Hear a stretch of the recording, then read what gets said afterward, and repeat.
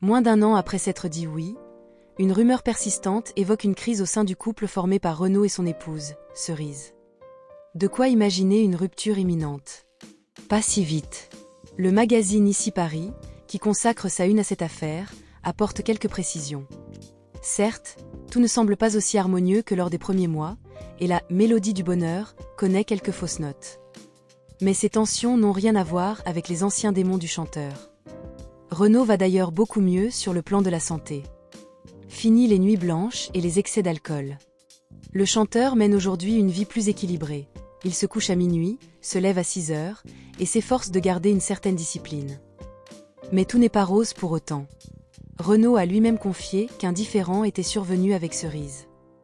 À cause de nouvelles habitudes qu'il qualifie lui-même d'excessives. J'avale café sur café. On va déjeuner dans mon bistrot préféré. J'ai arrêté de fumer il y a 2 ans, le 8 mars. Je vapote, mais avec excès, 3 à 4 recharges par jour. Cerise me fait la guerre. Je suis excessif en tout. Cerise, de 29 ans sa cadette, ne prend pas cette nouvelle dépendance à la légère. Elle ne cache pas son inquiétude face à la vapoteuse, qu'elle considère tout sauf anodine. Déterminée, elle tente de le raisonner. Quitte à provoquer des tensions.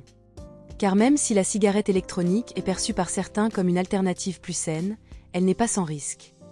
Selon Cancer Environnement, la présence de formaldéhyde et de composants potentiellement mutagènes pourrait influer sur le risque de cancer, notamment en cas d'utilisation prolongée. C'est précisément ce que redoute Cerise.